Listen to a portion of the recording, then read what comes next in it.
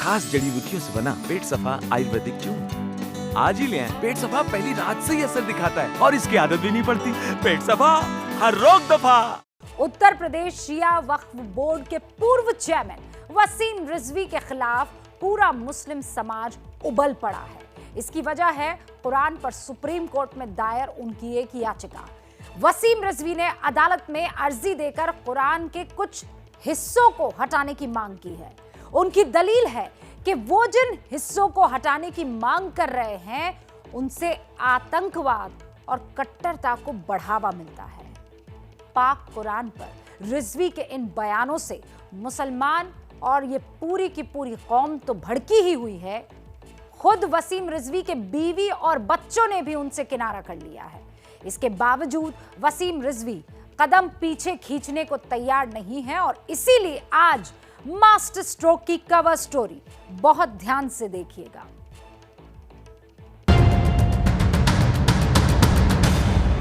हमने तो इनको एक पत्र लिखा था जनवरी की 16 तारीख को। ये कुछ आयतें ऐसी हैं जो पूरी दुनिया में आतंक के लिए बेस बनी हुई है। ये हैं उत्तर प्रदेश शिया वक्फ बोर्ड के पूर्व चेयरमैन वसीम रिजवी, जिन्होंने पवित्र कुरान की 26 आयतों को हटाने के लिए सुप्रीम कोर्ट का दरवाजा खटखटाया, जिसके बाद पूरे देश में मुस्लिम समाज उन पर भड़क उठा है। हुकूमत से ये अपील है कि ऐसे लोगों के खिलाफ सख्त कार्रवाई की जाए। 26 आयतों तो दूर की बात है, कोई कुरान पाक का एक जेर और एक जबर तो हटा के देखे, तब उसे पता चलेगा कि हिंदुस्तान के अंदर कैसे हालात रोनुमा होते हैं। देशद्रोही में गिरफ्तार किया जाए और इसको सुप्रीम कोर्ट जो है इस पर भारी जुर्माना आयद करके इसको जेल भेजे।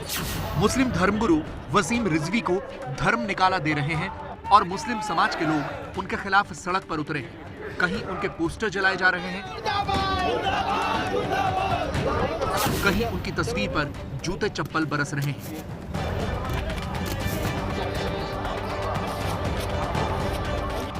मुस्लिम समाज में उनके खिलाफ गुस्से का आलम यह है कि कोई उनका सिर कलम करने पर इनाम की घोषणा कर रहा है तो कोई उन्हें देखते ही पत्थर मारने की अपील कर रहा है। इस सबसे बड़ा शैतान रिजवी आ गया है, जहां पर भी मिल जाए कंकरी मारो और सवाब हासिल करो।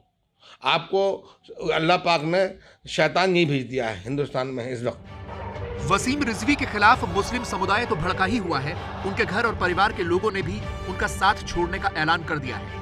लेकिन वसीम रिजवी का कहना है कि वो अपने कदम पीछे नहीं खींचेंगे। मैं एक ऐलान कर रहा हूं कि सैयद वसीम रिजवी से हमारा कोई ताल्लुक नहीं है। मैं उनका भाई हूँ छोटा, न मेरी माँ का है, न मेरे भाई का है, न मेरी बहन का, किसी का कोई ताल्लुक नहीं है उनसे।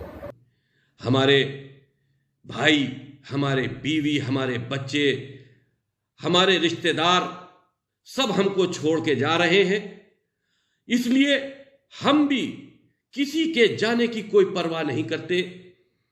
हम खुश हैं कि हम हक पर हैं। हम किसी के जाने की कोई परवाह नहीं करते। हम वसीयत भी करते हैं कि जब भी हमारा इंतकाल हो जाए तो मेरे पास 4 मेरे ऐसे दोस्त हैं, हो सकता है वो हमारे इस मामले कुरान शरीफ के मामले से हमसे सहमत ना हो, लेकिन वो हमारे साथी दोस्त हैं जो हमको कब्रिस्तान तक पहुंचा सकते हैं। वसीम रिजवी के परिवार का भी उनके खिलाफ खड़ा हो जाना ये बताता है कि लोग किस कदर गुस्से में हैं। इसका अंदाजा इस बात से भी लगाया जा सकता है कि लखनऊ में वसीम रिजवी की हयाती कब्र तक तोड़ दी गई है। दरअसल मुस्लिम समाज में कुछ लोग अपने जीवन काल में ही अपनी कब्र की जगह तय कर देते हैं। इस जगह पर वो अपने नाम का पत्थर लगवा देते हैं। मृत्यु के बाद उन्हें इसी जगह पर दफनाया जाता है। जीवन काल में कब्र के लिए तय की गई जगह को हयाती कब्र कहते हैं। वसीम रिजवी की हयाती कब्र को तोड़ना यह बताता है कि उनके खिलाफ गुस्सा चरम पर है। और इसीलिए तो डिटेल में ये समझने की आपको बहुत ज़रूरत है कि आखिर वसीम रिजवी ने ऐसा कह क्या दिया। बाकी सबको भूल जाइए, परिवार उनसे दूरी बना रहा है। दरअसल वसीम रिजवी ने कुरान की 26 आयतों को हटाने की मांग उठाई है।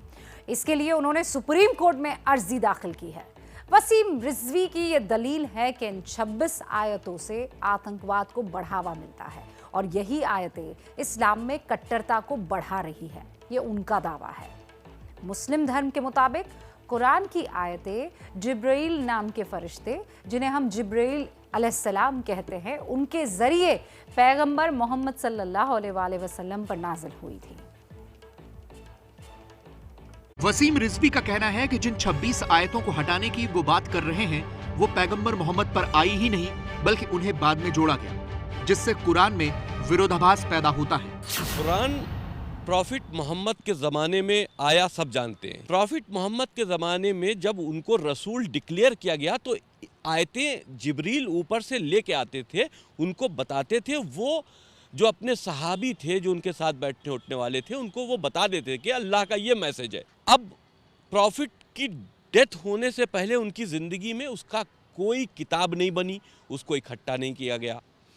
प्रॉफिट की डेथ के बाद पहला खलीफा जो अबू बकर था वो, और दूसरा खलीफा जो उस्मान था, दूसरा खलीफा जो उमर था, इन दोनों ने तय किया कि इसको सारे को कलेक्शन किया जाए, उसकी एक किताबी शक्ल बनाई जाए। वसीम रिजवी की इन दलीलों को सुनकर मुस्लिम समाज आग बबूला हो उठा है। वसीम रिजवी शिया समुदाय से आते हैं, लेकिन उनके बयान पर शिया और सुन्नी दोनों ही समाजों के धर्मगुरु बेहद खफा हैं। कि उन्होंने लाखों नहीं, करोड़ों नहीं, पूरी दुनिया के मुसलमानों के मजहबी जज्बात को मजरूह करने की कोशिश की है, और फिर इससे हमारे इस अजीम शान मुल्क की बदनामी भी पूरे आलम इस्लाम में, पूरी दुनिया में हो रही है। इसको खारिज करे और इसके ऊपर भारी जुर्माना भी लगाए और इसके ऊपर मुकदमा कायम करे। इससे पूरे हिंदुस्तान में जो इसने दंगा भड़काने की कोशिश की है, इसके सिलसिले में मुकदमा दायर होना चाहिए। ऐसा भी नहीं है कि वसीम रिजवी के बयान से मुस्लिम समाज में ही लोग भड़के हों। सियासी गलियारों में भी उनके साथ खड़े होने के लिए कोई तैयार नहीं है। बीजेपी के नेताओं ने तो उन्हें असामाजिक करार दिया है। वो एक ऐसा इंसान है जो एंटी सोशल एलिमेंट है, समाज में कहीं ना कहीं वो फ्रिक्शन पैदा करना चाहता, तकरार कराना चाहने की कोशिश करता है। ऐसे लोगों की बात का मेरे ख्याल से सुप्रीम कोर्ट भी संज्ञान नहीं लेगी। जहाँ तक आयतों का सवाल है, ये कुरान जो है मुकद्दस है, उसमें कोई फेरबदल नहीं हो सकता। नाम वसीम होगा, ये नाम वसीम नहीं बल्कि इसको तो लईम पुकारना चाहिए। ये लोग वो लोग हैं जो फिरका परस्ती को इजाफा करना चाहती है।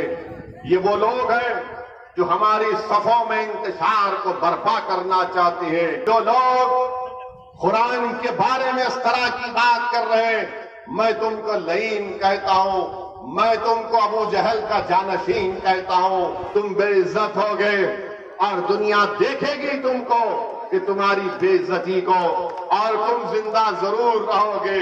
इंशाअल्लाह तुम 130 साल जिंदा रहोगे, जल्दी नहीं जाओगे प्यारे। वसीम रिजवी कुरान की जिन 26 आयतों को लेकर सुप्रीम कोर्ट पहुंचे हैं, उनमें ज्यादातर आयतें जिहाद को लेकर हैं। रिजवी की दलील है कि जिहाद की इन्हीं आयतों से बच्चों को आतंक का पाठ पढ़ाया जाता है। देखिए, हम आपको अब ये बताते हैं कि जिस जिहाद को लेकर वसीम रिजवी एतराज़ जता रहे हैं कि ये आतंकवाद को और ये बाकी फसाद को ये आयतें बढ़ावा दे सकती हैं, वो जिहाद है क्या? इस शब्द को लेकर विवाद से बहुत सारे ताल्लुकात हो सकते हैं, लेकिन जिहाद अरबी का शब्द है और इसका मूल मतलब जो है वो जहद है। मूल शब्द जो है वो जहद है। अरबी में जहद का मतलब है संघर्ष, स्ट्रगल। इसके शाब्दिक अर्थ की वजह से भी जिहाद को लेकर विवाद लगातार होता है। मुस्लिम धर्मगुरुओं के मुताबिक अपनी बुराइयों से संघर्ष को भी तो जिहाद कहते हैं। जिहाद दो प्रकार के हैं, पहला जिहाद अकबर और दूसरा जिहाद असगर।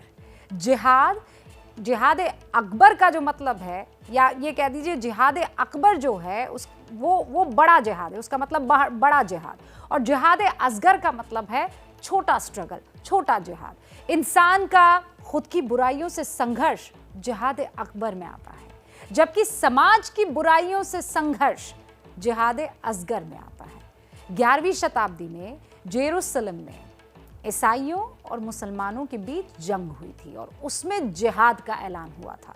इस जंग के बाद से ही जिहाद शब्द पर विवाद शुरू हो गया था।